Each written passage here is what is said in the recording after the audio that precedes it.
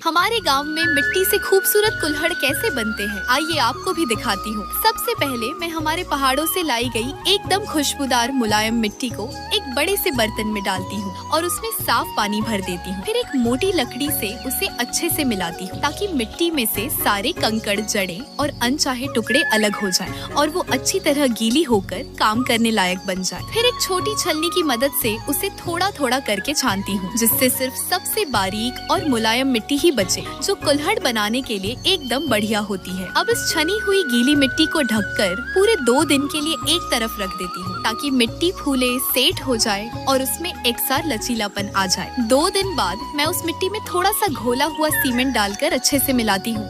ये कुल्हड़ को मजबूती देने के लिए होता है ताकि वो जलने या गिरने से आसानी से टूटे नहीं। अब उस मिट्टी को कुछ मोटे पुराने कपड़ों की बोरियों में भर देती हूँ और किसी ठंडी छायादार जगह पर रख देती हूँ। ऊपर से कुछ भारी पत्थर रख देती हूँ ताकि मिट्टी से एक्स्ट्रा नमी बाहर निकल जाए और वो अच्छे से जम जाए। लगभग 1 हफ्ते बाद चाचा उन बोरियों को खोलते हैं और उस सजी हुई मिट्टी को एक बड़े तसले में निकालते हैं।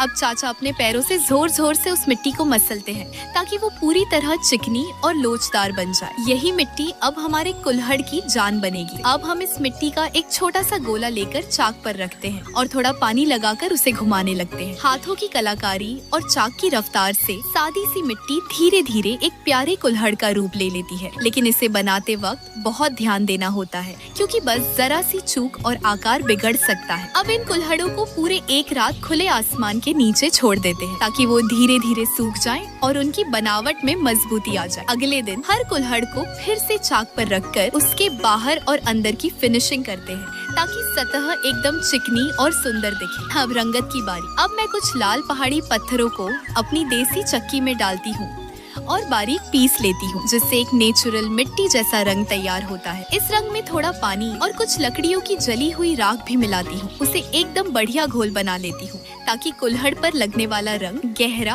और टिका हुआ हो। अब अपने बनाए हुए हर कुल्हड़ को इस रंग में एक एक करके डुबोती हूँ, अंदर से और बाहर से भी, ताकि पूरे कुल्हड़ में बराबर रंग लग जाए और वो और भी सुंदर लगे। फिर इन कुल्हड़ों को लोहे की टोकरी में रखकर हमारे देसी मिट्टी से बने भट्टी में धीरे से रखते हैं और दरवाजा ईंटों और गीली मिट्टी से अच्छे से सील कर देते हैं ताकि गर्मी अंदर ही बंद रहे और कुल्हड़ पूरी तरह पक जाए। लगभग 10 से 12 घंटे तक जलती भट्टी में जब ये कुल्हड़ पकते हैं तो मिट्टी की खुशबू चारों तरफ फैल जाती है। कई घंटों की तपिश के बाद ये देखिए बनकर तैयार है हमारे गांव के सुंदर देसी कुल्हड़। इनका रंग कितना प्यारा आया है और हाँ, यकीन नहीं होता, ये मैंने और चाचा ने मिलकर बनाए हैं। अब चाहे इसमें चाय पियो या दही खाओ, मिट्टी की भिनी भिनी खुशबू और स्वाद तो मिलेगा।